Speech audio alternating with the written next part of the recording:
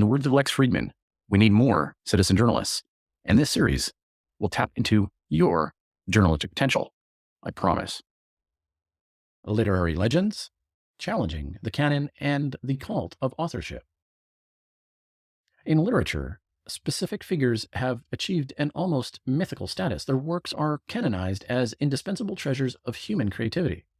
Moreover, these literary legends are often revered as untouchable authorities, their every word held in high esteem. However, as lovers of intellectual discourse, we must critically examine this veneration and question the unquestionable. We shall embark on an unapologetic pursuit of academic rigor, challenging conventional wisdom and reevaluating the notion of literary greatness. The canon, an arbitrary selection process. Establishing a literary canon, the collection of works deemed to possess exceptional academic merit, is a process fraught with subjectivity and historical contingencies. What makes a particular work or author worthy of inclusion while others are relegated to obscurity? The answer lies not solely in intrinsic literary qualities, but in a complex web of social, cultural, and political forces.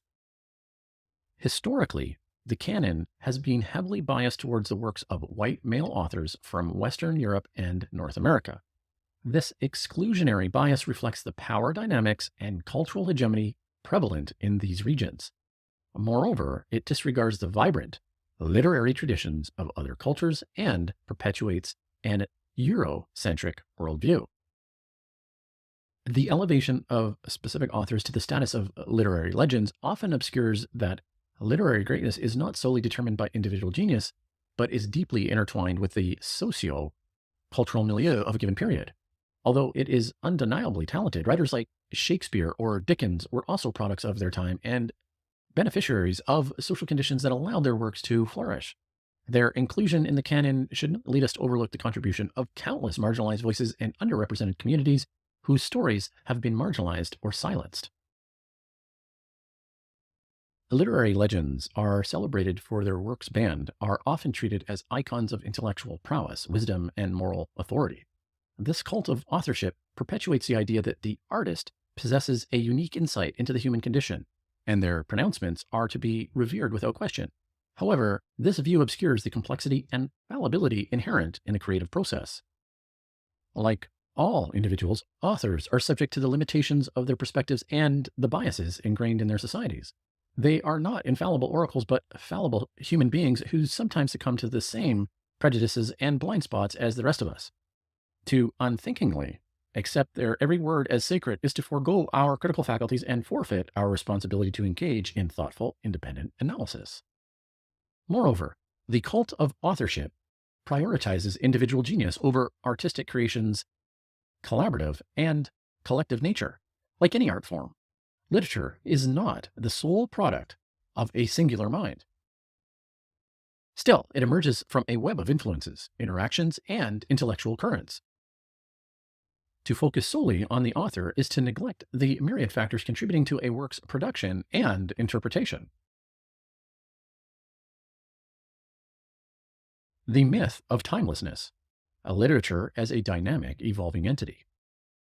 One of the most persistent myths surrounding literary legends is the notion of timelessness, the belief that their works possess an enduring quality that transcends historical context.